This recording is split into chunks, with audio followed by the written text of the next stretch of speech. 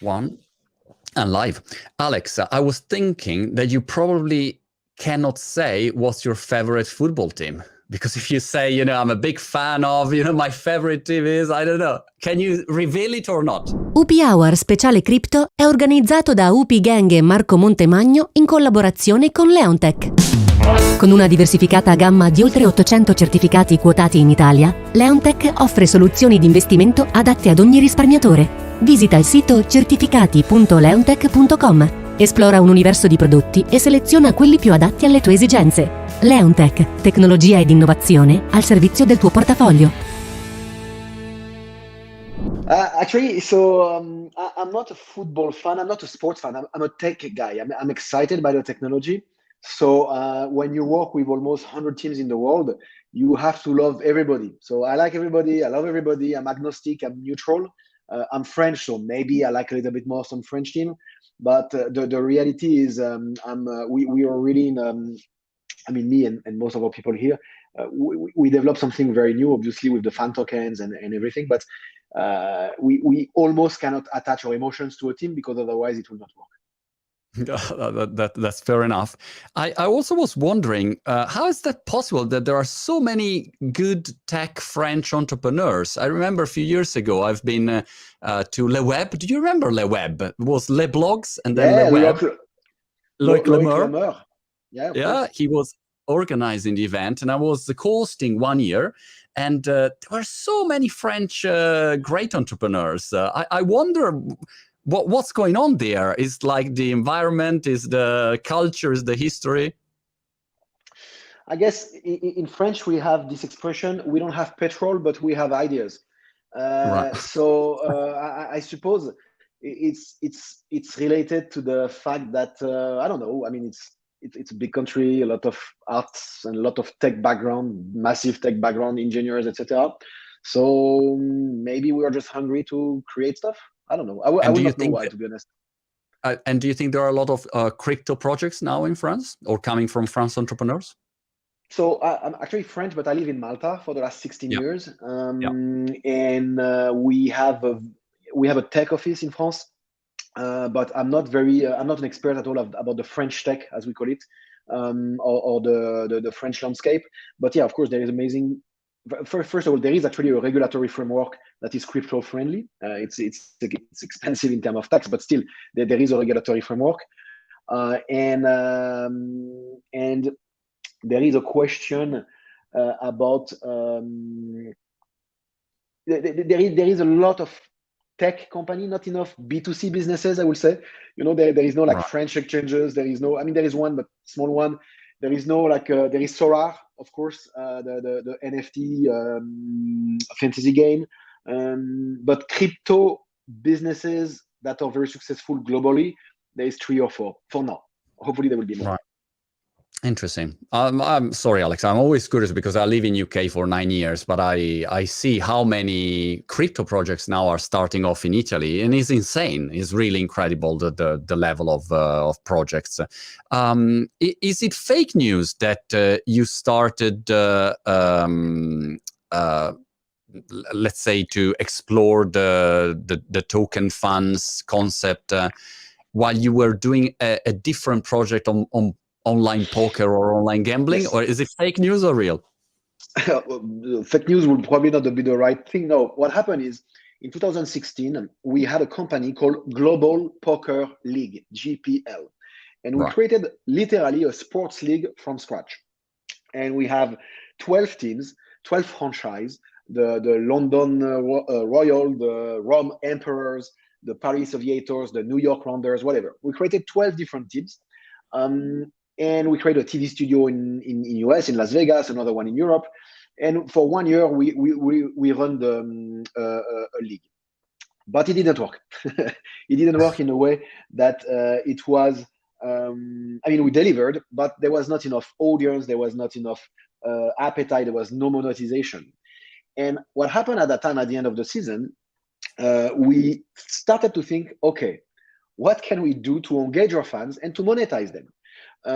And we started to think maybe we should give a voice to our fans. Maybe we should give even an equity to the teams that we own, because we own the teams. So why not giving sort of an equity into it? Yeah. And so around that kind of concept, we started to build or brainstorm rather a vision of how, in general, sports can engage and monetize fans. And the more we worked around that, the more we realized that instead of trying to do it for ourselves, who have a nobody's league and sports that nobody watch, why we don't do it with real sports and real teams? And that's how it started. And eventually, we decided to do it for everybody else rather than for ourselves. How was the beginning, Alex? Because I have some friends in the Italian Football League, and it's very complicated. They have rights problems. I mean, it's a very complicated structure. At least from my point of view, it doesn't look easy to deal with this kind of companies, of clubs. How did you start at the beginning? What was your first club? What was your entry point? So interestingly, our first two teams were Paris Saint-Germain and Juventus in Italy. It was in summer 2018. We signed them, and at that time, we didn't have a product yet at all. We didn't have. We had an amazing vision. We were 25, 30 people probably already, but we were nobodies. And we were just lucky to have raised money at the right time in the right format. But because we hired the right people, because we had hopefully the right vision, we eventually delivered. And we delivered. And if we fast forward a little bit, 3 years and a half later, we have almost 100 teams. Not almost. We have more than 100 teams signed.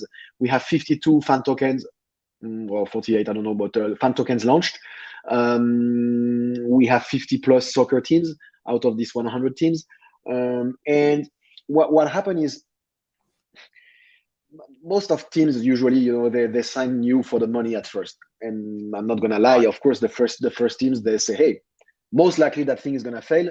Let's take the money in case of, and let's see where it goes. But it worked.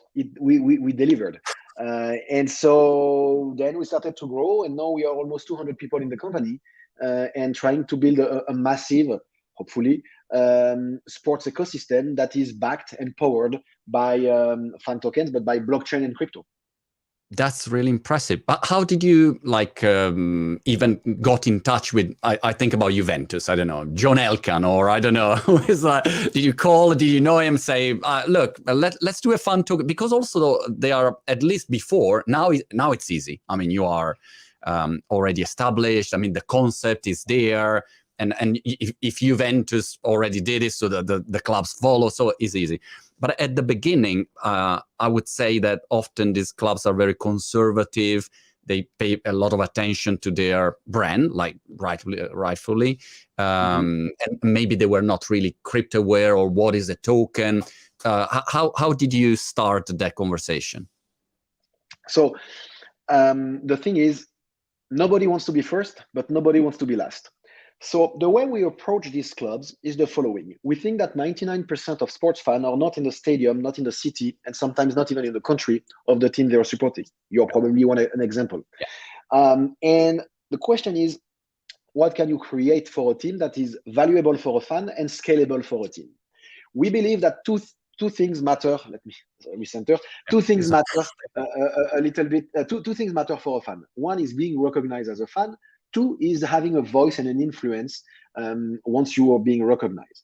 And so we started with that vision, and we believe that fan tokens they are not the new way, they are just a new way to engage and monetize your fan. How? You own this token. Of course, this is a coin and it's just for the sake of representation, but you own one of these. There is only 20 million of them. This is yours, and as long as you own it in your socios.com app or somewhere else, you can vote on decision of the club. And because there is a limited amount of this, there is scarcity. Because there is scarcity and there is demand, there is a market value, and if there is a market value, there is a trading component. And we think that actually everything in sports is tradable. Tickets are tradable. You buy tickets the same day of by a scalper or whatever. The teams trade players. Broadcasting rights are tradable. So everything that has value and has scarcity and is limited has actually a trading value. We do believe, even though sometimes it's a bit weird to understand, that fan engagement is one of them. And why? Because eventually you own, instead of owning a piece, in UK there is this big debate about fan owning a piece of a club, shares of clubs, etc. I actually don't believe that fans should own shares of clubs. Doesn't give any advantage. But owning a share of influence is actually more valuable. And using technology, blockchain, where the voting is on chain. When you vote with our token, the voting is on chain actually. So we are using technology to give fans something that never been done before. And now we have to educate. Give me an example of the voting that you can do. What kind of things could I vote for? Juventus was the first one to launch this, and I always like it as the first one. Is the fact that you were able to vote for the music in the stadium. So every time there is a goal that is scored, usually it was, I don't remember the name, but for 8 years was the same music every time you score a goal, which makes sense. But now they changed the music with the choice of the fans, which makes sense as well, because at the end, who else would choose the music except the people who's going to listen to it? And it's a bit the same with the jersey. We have Galatasaray in Turkey, who eventually ask their fans what number you want to have in the jersey of the new player we just signed. Some clubs ask the design of the jersey between A, B, C, D, approved by Nike or Adidas, of course, but still you choose between this. So there is a lot of non-sports, non-business decision that can be fan influence, and we think it's valuable. It's going to take time because sometimes it's gimmicky. It's not enough. It's not strong enough. But in the next few years, when you'll have millions and millions and millions and millions of users, we do believe it's gonna pick up. Yes. And I imagine also you can offer all sorts of things. It's just a matter of imagination and say, all right, one night with Ronaldo, if you attend, I don't know, all the matches, and I don't know. I mean, you can create anything there. Yeah. So when it's player related, it's a little bit more complicated because actually the clubs don't kind of own the player. Yeah. But you can imagine doing a lot of things with clubs. We do NFTs on top of that. So for example, if you own a AC Milan token and Zlatan is scoring tonight or whatever, then there is 100 people out of the thousands of people who own AC Milan token who will receive NFT of that goal. Just for now, it's just a basic picture as a moment and a highlight of it. But what we are trying to do is what we call utility NFT or live NFTs, meaning that if you own all the goals of this season, which actually you can't except if you're like super mega lucky because they are given randomly to fan token holders. Yeah. So if you own all the season ticket holder, meaning that either you bought them on the market, on the secondary market, or either you got lucky, but it's not possible. I mean, unlikely. If you own all of these goals of this season, you will be invited in our VIP box, or you will be invited to have an amazing VIP experience that money cannot buy. So we see NFTs as a reward layer, kind of a loyalty layer towards ownership of fan tokens. If you were like a super crypto enthusiast, you will say, oh, you have to stake your fan tokens in order to get NFTs. Yeah, sure. And then you can trade your NFTs in order to get more. Yes, sure. But if you think sports-wise and fan-wise, it's about loyalty and rewards. I love it. Can I ask you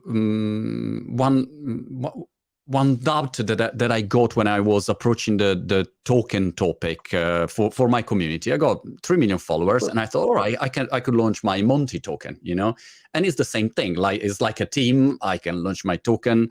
And if you have my token, maybe you have access to some events or calls, or I don't know, I can send you my new haircut. I don't know, whatever it is, okay? The problem that I saw, and I kind of stopped, and I started to move more to NFTs, was like the legal implication, fiscal implication is still a scenario that maybe I don't understand. So I was worried more about that. How did you solve this for the teams? Obviously, these are mega clubs, mega companies. I mean, Yeah, but you could argue that I mean, of course, PSG, Juventus are big, but we have much smaller teams, and I'm pretty sure you have you have a strong community that will be probably very active towards this token. We haven't done individual tokens yet for a very simple reason: is we are struggling finding the right formula. Even if we had the opportunity to do a Ronaldo or a Messi token, I'm not sure we would do it. I'm actually against it. Why? Because what's the value and the utility of the token once the player retires, when he dies? The guy already doesn't have time to do anything outside of their sponsors. So I would be tempted to believe that fan tokens or social token, as we call them sometimes, are more valuable maybe for community like yours, because you are a media, you have a platform to support, while players don't. They have social media, of course, but besides just promoting that, what can they do? You can do more. So it's debatable. Not gonna lie, we are focusing more on teams right now. We think teams will last for 100 years. So Yeah. if we are lucky, tokens as well. And they're also more equipped and structured to bring utility and value, not financial value, but value as a utility and benefits to the fans, for now, at least. And how do you see regulation of all of the tokens around the world? Because every country see it in a different way. Did you see what's the vision that you have and the data that you have about it? Well, indeed, every country is a bit different. Tokens are usually the easiest part. It's more the exchange and servicing the token that are a little bit more complicated.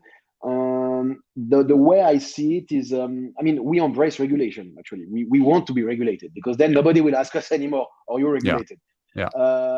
And regulation for me is a protection. Is a protection for us. Is a protection for the users, for the fans, for the teams. It's a protection in terms of what you can do, cannot do. It removes also the bad actors. You still have bad banks, and yet they are licensed.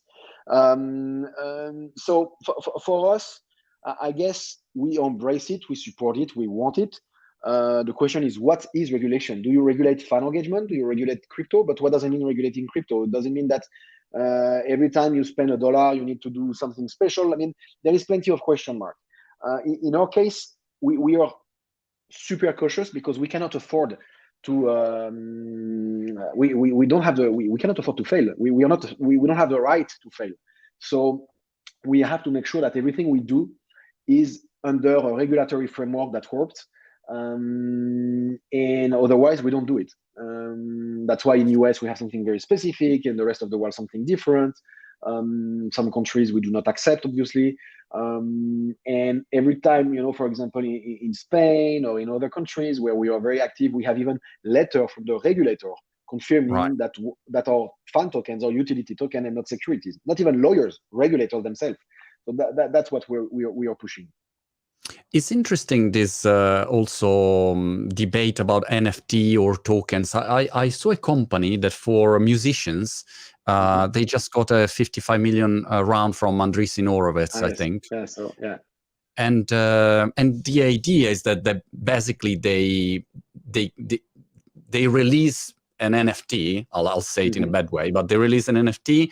NFT give the musician fan a cut of the royalties on all the streaming, and of course it gives the artist full control, 80%, whatever is and which is, I think, a very fascinating system. But I don't know again how fiscally the tax side of this, how will it work? Because if you reward, for instance, with a token, you say, all right, you get 5% of all the revenues of Juventus go back to the fans. Of course that will be very interesting, but then I don't know how it works. How do you see this NFT and tokens working together? I think they're different products. I do like the idea of someone owning an economical piece of potential revenue in the future of an artist. But there are legal issues. I'm not even talking about tax. I have no idea. But I mean, I have no idea, because it depends on each country. But in terms of if you own something where there is economical asset attached to it, that theoretically becomes a securities, at least in US for sure, and in the rest of the world as well. NFT or not, doesn't matter if it becomes securities. There was a team somewhere I think in Mexico or somewhere else, who tried to sell 1% of their of the ownership of the team through an NFT. And the league said no, that's illegal. That's both a securities and a breach of our league's rule as well. Got it. Now, in terms of music, the question is, how do you guarantee that the artist, whatever is the artist, will actually funnel what he says he will do? Meaning that I make $100 million of revenue of, I make $1 million of revenue of music rights. How you, as a token holder, NFT holder, can you be guaranteed that he made 1 million and not 2, and that is actually gonna transfer that value to the token holders? And this is not about smart contract, because the money is coming from the real world. So it's a challenge. I like this. That's not our space. We have a lot of teams always asking us why we don't do NFTs or tokens that are shares of the company. Well, that becomes securities, first of all. And secondly, that will make our life much more complicated for everybody. We think that they should have 2 layers of governance. One is shares, and that's ownership. And 2 is influence, which is what we do with fan tokens. But there is the beauty of blockchain and crypto in general is about creating new models, new economies. And what I don't see sometimes today may still gonna happen, because I'm nobody to say that it will not. So challenge me. Sure. Did I see on your website that you are also close to define the Italian national team, or was my dream? Yes. No, we are launching the national, the Azzurri. Yeah.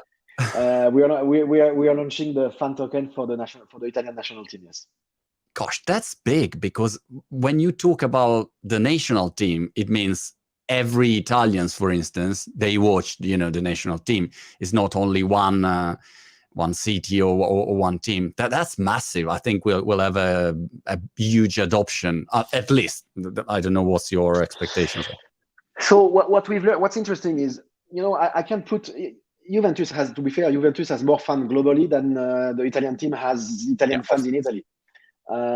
Having said so, of course, like French, Italians, or whatever, we are attached to our national team. We hate them, all of us, but still we are attached to it. And so the question is, how do you translate that in user acquisition? Because you could have this nice logo. Cool, I have a nice logo. I have access to that. But if you don't spend marketing dollars and if you don't promote that, it's not enough. Us announcing we are launching a national team, or the Portuguese team, or the Argentinian team, doesn't bring 100,000 users in one day, because we have to promote that. So it takes a lot of time, and people don't necessarily understand first what we are doing. So we have to educate. Alex, help me to understand your business model. I have a friend that since I still remember one day many years ago, he asked me, "Oh, did you see this Amazon?" I say, "Yeah, Amazon.com." By the way, I also interviewed Jeff Bezos when they launched Amazon in Italy, and they say, "Oh, come on, Amazon. What's their business model? How do they make money?" I say, "Look, Amazon is big. It's not like, come on, that's rubbish." And then now Amazon is Amazon. Every time there is something new, people say, "Yeah, but how do they make money?" So, what's the business model that you have adopted? Yeah. So the match up. So our model is very simple. We at the end, we are here to help the clubs. Meaning, help the clubs, to support next to the club. So our job is to literally mint. I'm going to use that as an example again. Yeah. We are minting tokens on behalf of the clubs. We are the issuer. We are offering the service towards the or the utility towards that token holder. So every time we sell that, we more or less do 50-50 with the club. So every time we generate revenue on behalf of the club, we take a commission. Today it's 50, tomorrow maybe it will be different. And we focus on trying to build an ecosystem, because you're a fan of Italy, but you're also a fan a bit of Barca. You're also a fan maybe of UFC. You may be also a fan of Formula One. So we or NBA teams. So we are trying to create a sports ecosystem where everything is in the same ecosystem, open, which for now it's not, but it's going to be more and more open. And eventually, will be a fan engagement platform where fans will engage and trade and get NFTs and go in the metaverse of sports and whatever into the whole same platform that we're building. And we share the revenue. I mean, the majority of the revenue is going back to the teams, obviously. Got it. Take me behind the behind the scenes of a negotiation that you do with a club. Like, I don't know, if you want to issue the token of the Italian national team, who do you talk with? Is the marketing director? Is the digital strategist? Is the general manager of a company? How does it work? And what are the most recurrent objections that you have to overcome all the time? Well, it's obvious. I mean, it's commercial marketing, digital. Sometimes there is an innovation or a tech guy, or CTO actually. I guess the main objection they're mainly about the fear of crypto, which is less true today than it was 3 years ago, obviously. It's the fear of we still don't understand it. It's the fear of having fans potentially losing money because they think that it's just speculation, where it's not, because fans and users get access to a service, and the fact that the token goes up and down doesn't change the fact that you still have access to the service. It's the fear. It's a lot about education. I talked recently to another big, let's say, top European national team, and despite the fact that we do what we're doing, the guys, they kind of like, they didn't know what we were doing. I mean, we have 100 teams. We have, we've done a lot of things, and yet I'm talking to people who have no clue what we're doing. So, which is great, because it means that our potential, we've just reached 0.1%. 0.1% of the potential, and that's why. How long does it take usually to have a team on board? Since the moment you send the first email or give the first call to the moment you sign a contract, is like a 1 month, 1 year? How long does it take? Manchester City took us, and Arsenal took us 2.5 years. Wow. PSG, Juventus, we are the first one, took us 2 months. Nowadays, it depends on the size of the team. The team that depends the size of everything. So yeah, it's easier right now. Let's put it that way. Got it. I was curious to finish our conversation, Alex. And by the way, thank you so much. You're doing an incredible job. What about other sports? Because, for instance, I was a professional table tennis player when I was young, and now there are the table tennis world championships. By the way, in this moment in US, and of course, if a team or a player would have some token, I would buy everything. I mean, like, when you have the passion inside, that's it. I would, just do everything. So I wonder what you're going to do with all of the other sports around.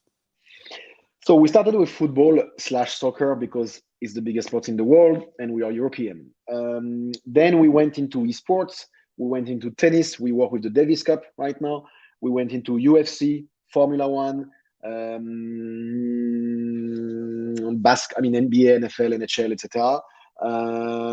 Cricket in India, and few other sports that I forgot.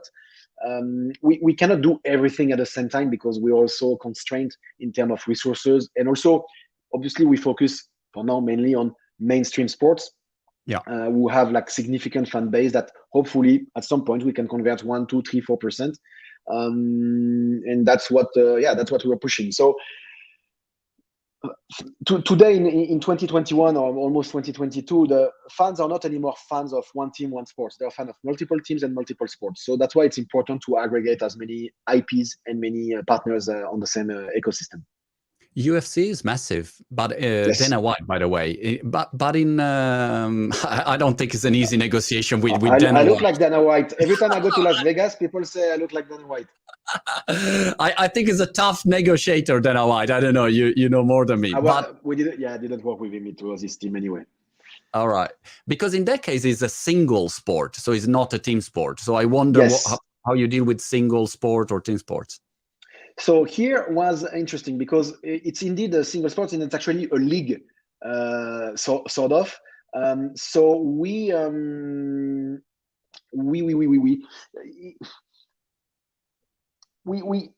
you support the fighters rather than the league itself. But when we did some study, we realized that people do support UFC as a sport. You will not support like Premier League. You're not a fan of the Premier League. Of course, you're a fan, but you're a fan of the sum of all the teams. While you are actually a fan of the sports of UFC, which is kind of a sport on its own. And so we try different things. The value proposition for fans is a little bit different, and we are trying to work out how this can work properly. But it's going to take years to get where we want to be. Got it. Alex, thank you so much. It was really, really interesting. Good luck for everything. Thank you.